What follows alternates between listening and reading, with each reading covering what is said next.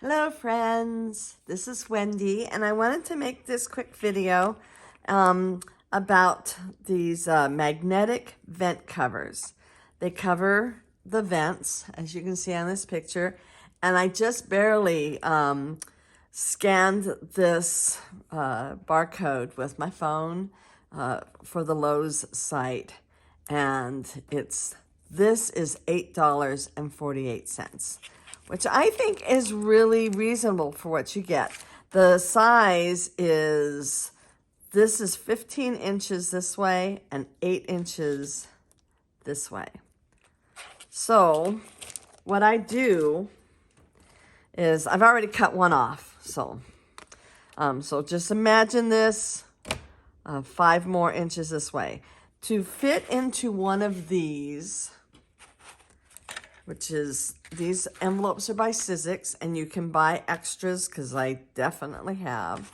But to fit inside this envelope, I cut it 5 by, so it's 5 this way by 6 this way, which leaves, now I'm not sure if it's 8 inches. Let me pull out my handy dandy ruler before I, stand here and lie to you, or sit here and lie to you.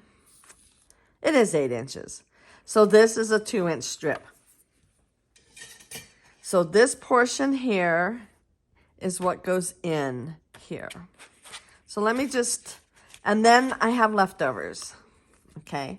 I have a lot of leftovers, and I save them because, and I'll show you. So this one, it took, so I have them on here, and I was very clever and was separating them, and I wish I hadn't bothered, but anyway. But they don't all fit onto one, so I use one of my little extras to get them all in here. If they all fit onto one, and I know this one does, then, see, and these were the leftovers that I made for the layout that I'm working on, actually. But they all fit on the one for this one. I have some, and these are primarily the alphabets. But some of the colorized ones also, it takes 2 full sheets. I have others where I have just, I don't know that I have them right here. No. By the way, I did look these up, and plus a number of others that I have. All of these, including this one, which is an older die, are all on Amazon today. I was just looking, and they still make them. And that die set, in fact, I will pull that out too. So I'll be back. Okay, so here's another example. These vintage labels, and these just came out a year ago. I'm sure you can still find them on Amazon. So they're small enough that I just used the bits, these little bits. So I would cut that in half, and then, so I just used the bits. I didn't use a full sheet. So I definitely use every bit of the magnets one way or another.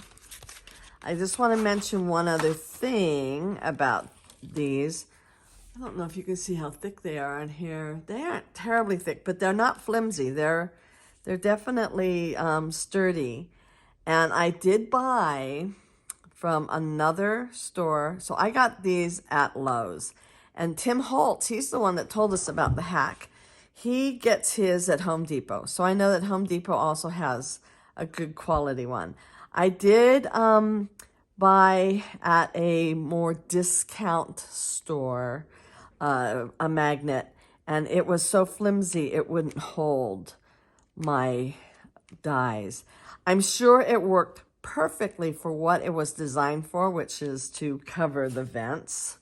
I'm sure that it did this job just fine, but it didn't do what I wanted it to do, because these are not exactly light. I mean, they're not really heavy either, but when you start putting a bunch of them on a magnet, then they are, you know, heavy. Okay, I wanted to show you this. So this is, so first of all, I really liked these envelopes. I still do. I think I bought a second pack of them because I've got quite a few of them. I mean, and I've used them all.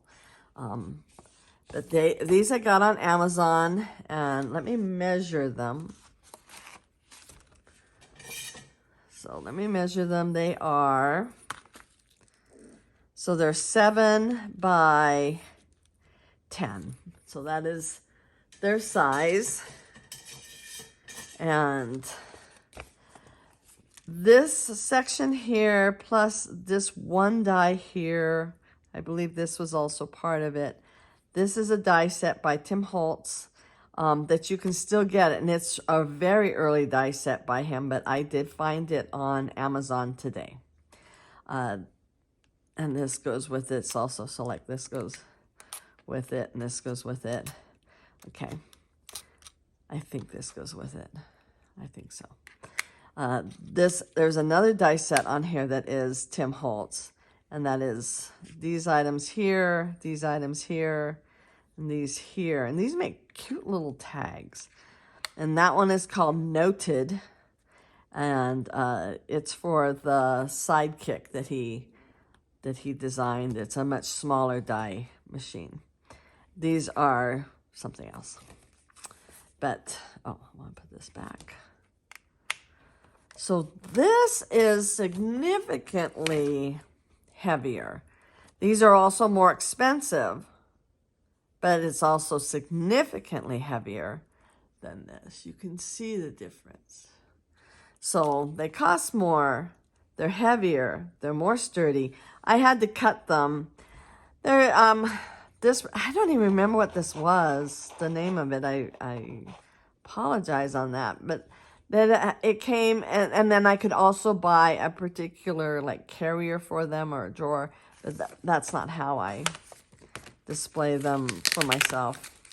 I just have little plastic boxes that I've bought in a variety of different places.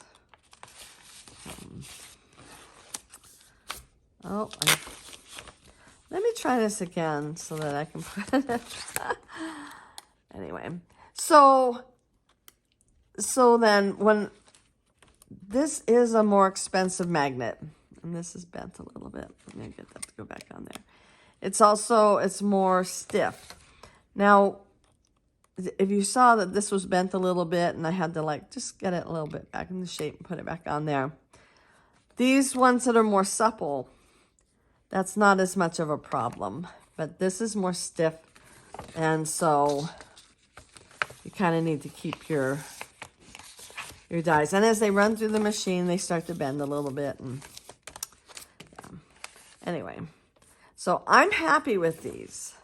If this does not make you happy, there are these magnets, and they are like in a craft section. They are more sturdy, and they work great. I needed so many. They don't cut very well. And as you can see, I mean, it took some real effort for me to cut those. They don't cut, well, I just used some really heavy duty scissors, but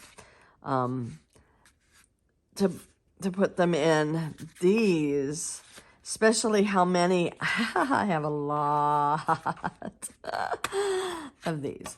So to cut them down to put them in these, this really wasn't a very practical choice. This is a more practical choice. To use something large like this and get them, or to use the whole system that they designed it for with a carrier and everything, then that could work maybe better for you. So it's whatever works for you. I like this. So anyway, and these are just a few of what I have. But I think that was everything that I can tell you about magnets and how I store my die cuts. I will show you one more thing. And this is this is this folder, the one, it was 7 by 10. When I first started buying the Stampers Anonymous stamps, I kind of cut them apart and just, I had a different filing system than I have now. And so I now use these envelopes to keep the ones that I've already cut apart. And then also ones that are not Stampers Anonymous, I keep them in the envelope. So these are all sort of postal or dates, birth dates and stuff. And they are not Stampers Anonymous. They are not the rubber stamps. But now, these ones, oh, sorry about the ring there. But these ones here, I keep on, they stay really well on here. So if I hadn't cut apart these first ones, I would have stored them just like this. They don't fit. I have a spare envelope. I'll see whether they fit inside or not. You will see right now. I would, barely. So I would have to cut, you know, a bit, maybe take a 1/4 of an inch off the edge, which is not really a huge sacrifice to make, in order to make sure that if they do start to fall off the plastic, to keep them all together. So that is a thought. But basically the ones that I keep in the envelopes, I pulled this in and out so much that I ripped it, but it still holds together. Anyway, to keep the ones that are more loose, I definitely keep them in the envelopes to keep them together. So that is another way that I store them. And I hope this made sense. I hope this is helpful for someone. And if you liked this little mini video and my other ones, please like and subscribe and hit that notification bell. And have a wonderful day. Bye.